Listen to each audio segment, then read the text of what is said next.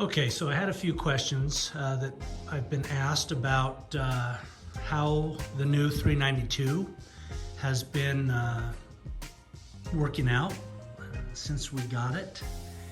And I thought I'd answer a few of those questions and go over some of the things that I noticed. We just recently got back from a trip down to Moab, and I wanted to cover a few things, some hits and misses, I guess, with the new 392, and kind of go over things I like and things that I would either change or do again, or things that are must-haves as well, and things that I maybe wish I would have done. So I'm going to do that here on this video. We recently got back from Moab, doing some trails. Those videos I'll be posting as I get them put together. But some of the things we noticed that were good and some of the things that were bad. One of the things was this wheel well cover on the front driver's side. For whatever reason, it's a molded piece that's up in there. And it's got a couple of clips and a couple of screws, a few clips holding it in or on, and a couple of screws. Those are all in place, nothing popped out. But at one point, this molded piece just kind of dropped down, and as you can see the plastic, it was rubbing on the tires, and to drive I had to push it up onto this bolt to kind of keep it held up out of the way, and it would drop every once in a while. So I contacted the dealership, and they've ordered this in and replace it, but I don't know what caused that to just drop down, because all of the bolts and all of the plugs are still in place. Nothing came undone. Nothing came unscrewed or dropped out. So I don't know why this section here decided to detach from wherever it was attached and just drop down and start rubbing on the tire. I didn't have the same issue, the same problem on the other side, but just the driver's side front wheel well shroud or cover, whatever you want to call it, came undone. So that was definitely something that I'm not happy about, especially in a brand new Jeep. Okay, another thing that I've found that now I wish I would have ordered it when I ordered it. I didn't have it on my previous Jeeps, was the front trail camera. This one, as you can see, I do not have the front trail camera, so I'm probably going to do an aftermarket. But I did not realize with the new 392 hood how much higher that hood sits from inside. So it definitely makes it a little more difficult to see over the hood when you're either going uphill or you're going down and you're wanting to look at obstacles. One of the guys I was with was in his Jeep Gladiator and has that front trail, and we kind of compared the two. And it's definitely something I wish I would have paid the extra, $600 for from the factory and have them put in. So if you're thinking about ordering one or thinking about, depending on how you're going to drive, you may want that front camera because that hood definitely sticks up higher than my previous Jeeps, my previous Wranglers, and it would definitely be, I see a benefit in having it. It also gives you the lane, lines showing where your tires are. So when you're hitting, rocks or whatever, you've got a good indication, if you don't have a spotter, of where your tires are going to be striking, obstacles. So that's something I wish I would have put on. I've looked them up. There's aftermarket ones, and I may have that put on depending on the type of driving we'll do in the future. Okay, and one of the other absolute things that is a must is these door seal. I noticed getting in and out of the Jeep on the trails, wherever it be, these things got beat up. And so I'm glad I put these on, because otherwise that door sill paint would have been scratched up with all the rocks and sand and everything else that we were tracking in and out of the Jeep, both the front and the back. And that leads to floor mats. I definitely put the floor mats in. That just, these things, we were got caught in rainstorms, and it's nice to have the mud and the rocks and everything caught in these. So with that in mind, you can see that I've also got seat covers. I did the unthinkable, and I put neoprene seat covers on leather seats. That's not an option with the 392. I know everybody on the videos likes to point out the badging, the stitching that says 392 on the seats. I normally have the top off, and I normally don't drive much without the top off.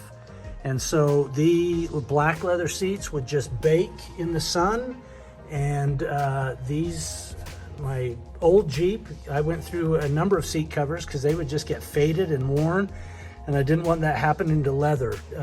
Jeep does not give you the option on 392s to opt out of the leather, so you have to get leather. So I did the unthinkable and covered the seats in the neoprene. It came in great because these things got covered with dirt, got covered with mud, we got rained on, and definitely protected the leather. So that's something I know purists for leather seats would be upset with, but from day one I put seat covers on my Jeeps.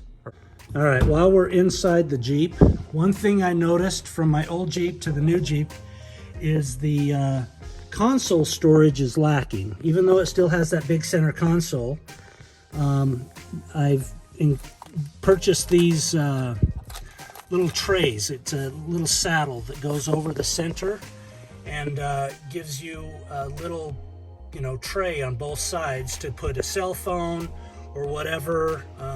In this case, chapstick, gum, and some, anti-coronavirus wipes. But a cheap little addition, but it really adds up, because when you're trying to throw your phone and walkie-talkies and whatever that is in that center console, it's nice to have the little extra storage. So I recommend those. You can find them on the interwebs, but I liked it. Okay, speaking of things I've done to this since purchased, I increased the wheel size from the stock 33s to 35s. So I like the stance. I've seen people that have done, 37s and even up to 40s without doing any modifications to the suspension. I think the 33s or 35s looked really good. They performed well on the trails. The stance is good. Matter of fact, I had somebody stop me at a gas station who it was the first time they saw a 33 in person, and he actually asked if there was a lift on the Jeep, because it definitely looks like it's got a little bit of a lift. And if I post the video of when I got this and do a side-by-side comparison of my old Jeep, it definitely, my old Jeep had a 3.5-inch lift, and this one is stock just now with 33s, and they're pretty close. So it looks like it has a lift just right from the factory. Obviously you get those 2 inches that you've seen on videos and they've talked about. So that's what I've got, 33s, or 35s, sorry. That's really the only upgrade I've made so far. Okay, one thing I don't have, but I found that I do want and I'm going to get, and I've already ordered it off of Amazon, is a screen protector for the center screen. I noticed riding without the top off, getting the screen gets real dusty. Well, the whole inside of it, if you know Jeeps, everything gets dusty. And when I start dragging my fingers or pushing the buttons on the screen, you can see the marks, and I don't want it to get all scratched up. So I ordered a screen protector, so I would suggest, depending again how you're going to drive it, maybe a screen protector for the screen. All right, another thing that I liked is this is I'm not endorsing anything, but an alien sunshade. I've got, this actually is off the old Jeep, and so it doesn't fit exactly right. It's a little bulky, but they're close enough. And I like that because, again, like I said, I like driving with the top off. Alien at the time was sending you a little alien along with it when you ordered the sunshade, but front and back, keeps the sun off, gives you the open air feel, something I recommend, I really like. Okay, as you've seen on, I'm sure, other videos, if you look at, and this is not just the 392, but the JL body, is all the rocks that get caught in this gap right here around the fenders, both front and back. All the rocks, the little teeny pieces of rock, sand, mud, sticks, all that stuff. Yes, they're maddening to get out of there when you're trying to wash this off. And there's videos on there with little rubber tubing and to fill in that gap. Matter of fact, this last trip, I watched the videos before, but having experienced the same problem, I will now, I've purchased the little tubing to fill that gap. So that will solve that problem of the little rocks and stuff that fit in that fender. Okay, now speaking of rocks, it's been on back order for 2 months. I've had this Jeep just over 2 months, and we're at the beginning of August right now. And, you know, within the first week, I ordered a rock rail step, the rock slider steps for this. Number one, makes it easier for people to get in. Number two, it makes it easier for me to wash because it gives me something to step on when I'm trying to wash the windshield. So if you look close, I wash this, but that center, I didn't want to climb up on it, is still dirty because my arms won't reach that center area. So I like it to step up on and you know, wash, ease of getting in. And then on top of that, my old Jeep had a step, and if you look, that step sticks out about 4 inches. It sticks out about the same distance that the fender's sticking out, and I think that helped protect my old Jeep from all those rocks that are kicking up from the front tires that obviously are sticking out past the fenders. So it's kicking up all those rocks, which is causing, and I don't know if you can see that, the rock chips in the fenders. Eventually maybe these will come off, but for right now, I'd like to avoid as many rock chips in the fender and the paint as I can. Jeep puts on this like clear bra stuff, if you can see it, and it helps, and there's definitely a lot of pits and divots in that clear bra, but it definitely hits outside and is chipping up the paint on the fenders. So again, depending on how you drive, that's one thing I like. It gives me still the sliders, but it gives me a little bit of step. And then the ones I've ordered also have the body protection contours that come down and kind of protect. So when you step on it, you're not kicking into the paint. So those have been on order for 2 months, and I called them the other day and they said they finally came in and they should be shipping out today or tomorrow. So we'll see if that's true or not. Maybe I'll do a video when I get those, installing them and how they look after the fact. Okay, with those 35s added to the back, I knew I was gonna go with a larger tire. So when I ordered this Jeep, I ordered it with the heavy-duty tire carrier, as you can see. So that's something, if you're gonna change out the tires or put heavier tires on, I would recommend. The problem I have found that with the stock bumper now, it rubs on the plastic insert on the stock bumper. It's still a steel bumper, but the plastic, the tire rubs, and so it's actually indented a little bit in the wheel well where the tire sits. So a couple of solutions I've seen: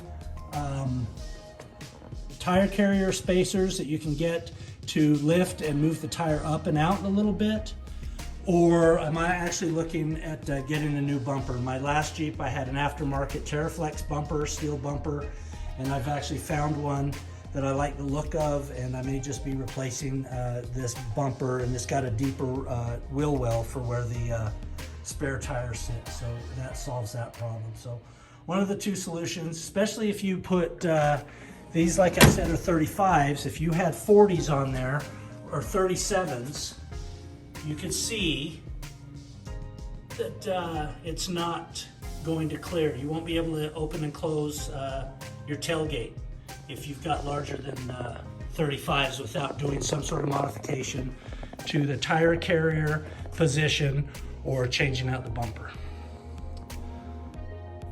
Okay, that's about all the things that I've done, other than maybe some handles and you know, a cargo mat in the back. But for the most part, this is stock, other than the tires and a few cosmetic things, like I said, inside and out. But those are a few things I would recommend, at least for the way I drive and where I drive. And the things I wish I would have put on, like that front trail camera, which will probably be an aftermarket one, unless the dealer gives me a good shot and putting in the Mopar one. Anyway, if you've got any questions, by all means, hit me up in the comments. But so far, I'm 2,000 miles in on the Jeep, and I couldn't be happier with it. Very drives fantastic, and did great on the trails, and does great on this highway as well. Thanks for watching.